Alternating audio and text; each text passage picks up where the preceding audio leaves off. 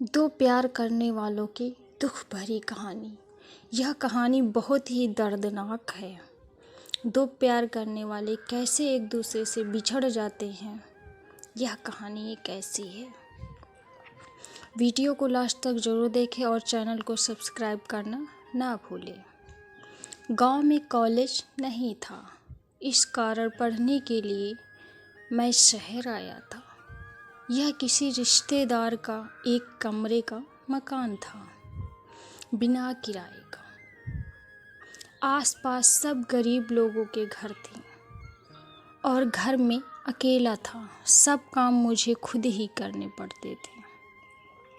खाना बनाना, कपड़े धोना, घर की साफ सफाई करना। कुछ दिन बाद एक गरीब लड़की अपने छोटे भाई के साथ मेरे घर पर आई। आते ही सवाल किया, तुम मेरे भाई को ट्यूशन पढ़ा सकते हो? मैंने कुछ देर सोचा, फिर कहा नहीं। उसने कहा क्यों? मैंने कहा टाइम नहीं है, मेरी पढ़ाई डिस्टर्ब होगी। उसने कहा बदले में मैं तुम्हारा खाना बना दूंगी। शायद उसे पता था कि मैं खाना खुद पकाता हूँ। मैंने कोई जवाब नहीं दिया तो वह और लालच देकर बोली, बर्तन भी साफ कर दूंगी। अब मुझे भी लालच ही आ गया। मैंने कहा कपड़े भी धो दो तो पढ़ा दूंगा। वो मान गई। इस तरह से उसका रोज घर में आना जाना होने लगा। वो काम करती रहती और मैं उसके भाई को पढ़ा रहा होता। ज़्यादा बात नहीं होती। उसका भाई 8वीं कक्षा में था, खूब होशियार था। इस कारण ज़्यादा माथापच्ची नहीं करनी पड़ती थी। कभी कभी वह घर की सफाई भी कर दिया करती थी। दिन गुजरने लगे। एक रोज़ शाम को वो मेरे घर आई तो उसके हाथ में एक बड़ी सी कुल्फ़ी थी। मुझे दी तो मैंने पूछ लिया, कहाँ से लाई हो? उसने कहा घर से। आज बरसात हो गई तो कुल्फियाँ नहीं बिकी। इतना कहकर वह उदास हो गई। मगर तुम्हारे पापा तो समोसे कचौरी का ठेला चलाते हैं। उसने कहा वो सर्दियों में समोसे कचौरी और गर्मियों में कुल्फ़ी की। और आज बरसात हो गई तो कुल्फ़ी नहीं बिकी, मतलब ठंड के कारण लोग कुल्फ़ी नहीं खाते। ओह, मैंने गहरी सांस छोड़ी। मैंने आज उसे गौर से देखा था। गंभीर मुद्रा में वो उम्र से बड़ी लगी, समझदार भी, मासूम भी। धीरे धीरे वक्त गुजरने लगा। मैं कभी कभी उसके घर भी जाने लगा। विशेष तौर पर किसी त्योहार या उत्सव पर कई बार उससे नज़रें मिलती तो मिले ही रह जाती, पता नहीं क्यों। ऐसे ही समय बीतता चला गया। इस बीच कुछ बातें मैंने उसकी भी जान ली कि वो बूंदी बांधने का काम करती है। बूंदी मतलब किसी ओढ़नी या चुनरी पर धागे से गोल गोल बिंदी बनाना। बिंदु बनाने के बाद चुनरी की रंगाई करने का डिजाइन भी तैयार करती थी। मैंने बूंदी बांधने का काम करते उसे बहुत बार देखा था। एक दिन मैंने उससे पूछ लिया, ये काम तुम क्यों करती हो? वह बोली, पैसे मिलते हैं, क्या करोगी पैसों का? इकट्ठे करती हूँ। कितने हो गए हैं? यह कोई 6-7 हज़ार। मुझे 1000 रुपये उधार चाहिए, जल्दी लौटा दूंगा। मैंने मांग ली। उसने सवाल किया, किस लिए चाहिए? कारण पूछोगी तो रहने दो, मैंने मायूसी के साथ कहा।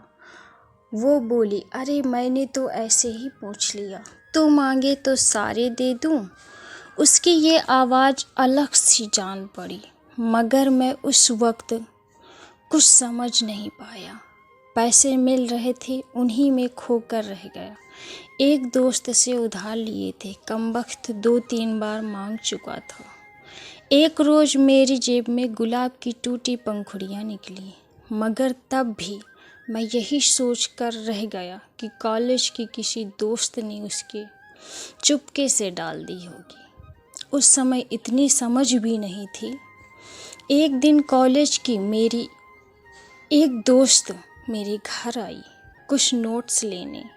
मैंने दे दी और वो मेरे घर के बाहर खड़ी थी और मेरी दोस्त को देखकर बाहर से ही तुरंत वापस घर चली गई।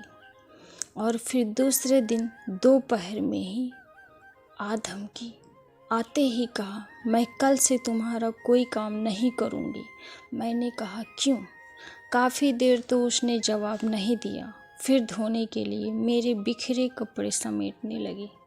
मैंने कहा कहीं जा रही हो? उसने कहा नहीं, बस काम नहीं करूँगी और मेरे भाई को भी मत पढ़ाना कल से। मैंने कहा अरे तुम्हारे 1000 रुपये कल दे दूँगा। कल घर से पैसे आ रहे हैं। मुझे पैसे को लेकर शंका हुई थी, इस कारण पक्का आश्वासन दे दिया। उसने कहा पैसे नहीं चाहिए मुझे। मैंने कहा तो फिर मैंने आंखें उसके चेहरे पर रखी और उसने एक बार मुझसे नज़र मिलाई तो लगा हजारों प्रश्न हैं उसकी आंखों में, मगर मेरी समझ से बाहर थे। उसने कोई जवाब नहीं दिया। मेरे कपड़े लेकर चली गई। अपने घर से ही धोकर लाया करती थी। दूसरे दिन वह नहीं आई, ना उसका भाई आया। मैंने जैसे तैसे खाना बनाया, फिर खाकर कॉलेज चला गया। दोपहर को आया तो सीधा उसके घर चला गया, यह सोच कर कि कारण तो जानूं क्यों काम करने नहीं आती। उसके घर पहुंचा तो पता चला कि वो बीमार है। एक छप्पर में चारपाई पर लेटी थी। अकेली घर में उसकी मम्मी थी जो काम में लगी थी। मैं उसके पास पहुंचा तो उसने मुंह फेर लिया करवट लेकर। मैंने पूछा दवाई ली क्या? नहीं, छोटा सा जवाब दिया। मेरी तरफ देखे। मैंने कहा क्यों नहीं ली? उसने कहा मेरी मर्जी। तुम्हें क्या? मुझसे नाराज क्यों हो ये तो बता दो। तुम सब समझते हो, फिर मैं क्यों बताऊं? क्यों नहीं पता? तुम्हारी कसम, सुबह से परेशान हूँ। बता दो। नहीं बताऊंगी, जाओ यहाँ से। इस बार आवाज़ रोने की थी। मुझे जरा घबराहट सी हुई। डरते डरते उसके हाथ को छू कर देखा तो मैं उछल कर रह गया। बहुत गर्म था। मैंने उसकी मम्मी को पास बुलाकर बताया। फिर हम दोनों उसे हॉस्पिटल ले गए। डॉक्टर ने दवा दी और एडमिट कर लिया। कुछ जांच वगैरह होनी थी क्योंकि शहर में 1-2 डेंगू के मामले आ चुके थे। मुझे अब चिंता सी होने लगी थी। उसकी माँ घर चली गई उसके पापा को बुलाने। मैं उसके पास अकेला था। बुखार जरा कम हो गया था। वह गुमसुम सी लेटी थी, दीवार को ही घूर रही थी। एकटक मैंने उसके चेहरे को सहलाया तो उसकी आंखों में आंसू आ गए और मेरे भी। मैंने भरे गले से पूछा बताओगी नहीं? उसने आंखों में आंसू लिए मुस्कुरा कर कहा अब बताने की ज़रूरत नहीं है। पता चल गया है कि तुझे मेरी परवाह है ना? मेरे होठों से अपने आप ही एकदम अल्फाज निकला।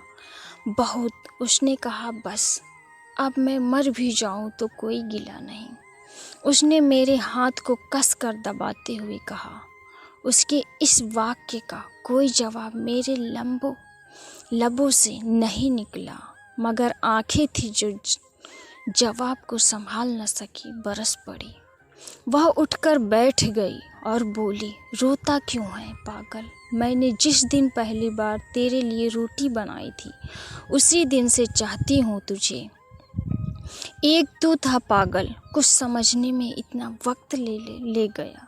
फिर उसने अपने साथ मेरे आंसू भी पोंछे। फिर थोड़ी देर बाद उसके घर वाले आ गए। रात हो गई थी। उसकी हालत में कोई सुधार नहीं हुआ। फिर देर रात तक उसकी बीमारी की रिपोर्ट आ गई। बताया गया कि उसे डेंगू है और जान कर आग सी लग गई मेरे सीने में। खून की कमी हो गई थी उसे, पर खुदा का शुक्र है कि मेरा खून मैच हो गया था। उसका भी 2 बोतल खून दिया मैंने, तो जरा सुकून सा मिला दिल को। उस रात वह अचेत सी रही, बार बार अचेत अवस्था में उल्टियाँ कर देती थी। मैंने 1 मिनट भी नहीं सोया। उस रात डॉक्टरों ने दूसरे दिन बताया कि रक्त में प्लेटलेट्स की संख्या तेजी से कम हो रही है, खून और देना होगा। डेंगू का वायरस खून का थक्का बनाने वाली प्लेटलेट्स पर हमला करता है। अगर प्लेटलेट्स खत्म हो तो पूरे शरीर के अंदरूनी अंगों से खून का रिसाव शुरू हो जाता है। फिर बचने का कोई चांस नहीं। मैंने अपना और खून देने का आग्रह किया, मगर रात को दिया था, इस कारण डॉक्टर ने मना कर दिया। फिर मैंने मेरे कॉलेज के 2-4 दोस्तों को बुलाया। साले 10 एक साथ आ गए, खून दिया, हिम्मत बढ़ाई, पैसों की ज़रूरत हो तो देने का आश्वासन दिया और चले गए। उस वक्त पता चला दोस्त होना भी कितना ज़रूरी है। पैसों की कमी नहीं थी, घर से आ गए थे। दूसरे दिन रात को वो कुछ ठीक दिखी, बातें भी करने लगी। रात को सब सोए थे, मैं उसके पास बैठा जाग रहा था। उसने मुझे कहा, पागल बीमार मैं हूँ, तू नहीं। फिर ऐसी हालत क्यों बना ली है तुमने? मैंने कहा, तू ठीक हो जा, मैं तो नहाते ही ठीक हो जाऊँगा। उसने उदास होकर पूछा, एक बात बता। मैंने कहा, क्या? उसने कहा, मैंने एक दिन तुम्हारी जेब में गुलाब डाला था, तुम्हें मिला? मैंने कहा, सिर्फ पंखुड़ियाँ मिली थी। हाँ, उसने कहा, कुछ समझे थे नहीं? क्यों नहीं? सोचा था कॉलेज की किसी दोस्त की मजाक है। और वो रोटियाँ कौन सी हैं? दिल के आकार वाली। अब मैं समझ आ रहा था, बुद्धू हो। हाँ। फिर वह हंसी, काफ़ी देर तक निश्चल मासूम हंसी। कल सोए थे क्या? नहीं। अब सो जाओ, मैं ठीक हूँ, मुझे कुछ ना होगा। सचमुच नींद आ रही थी, मगर मैं सोया नहीं। मगर वो सो गई। फिर घंटे भर बाद वापस जाग गई। मैं ऊँघा रहा था। सुनो। हाँ, मैं नींद में ही हूँ, बोलो। ये बताओ, ये बीमारी छूने से किसी को लग सकती है क्या? नहीं, सिर्फ एडिस मच्छर के काटने से लगती है। इधर आओ। मैं उसके करीब आ गया। एक बार गले लग जाओ। अगर मर गई तो ये आरज़ू बाकी ना रह जाए। ऐसा ना कहो प्लीज़। मैं इतना ही कह पाया। फिर वो मुझसे काफ़ी देर तक लिपटी रही और सो गई। फिर उसे ढंग से लिटाकर मैं भी एक खाली बेड पर सो गया। मगर सुबह मैं उठ गया और वो नहीं उठी, सदा के लिए सो गई। मैंने उसे जगाने की बहुत कोशिश की, पर आंखें न खोली। वो इस संसार को मुझे छोड़कर इस दुनिया से जा चुकी थी, मुझे रोता बिलखता छोड़कर। ऐसा लग रहा था कि मानो मेरी तो पूरी दुनिया ही खत्म हो गई हो। वीडियो आपको कैसी लगी है? 2 प्यार करने वालों की स्टोरी। अगर आप भी और भी ऐसी लव स्टोरियाँ देखना चाहते हैं तो प्लीज़ चैनल को सब्सक्राइब करें, वीडियो को लाइक करें और प्यारा सा कमेंट ज़रूर करें कि आपको ये कहानी कैसी लगी है। तभी मैं आप लोगों को ऐसी दुख भरी कहानी ला पाऊँगी।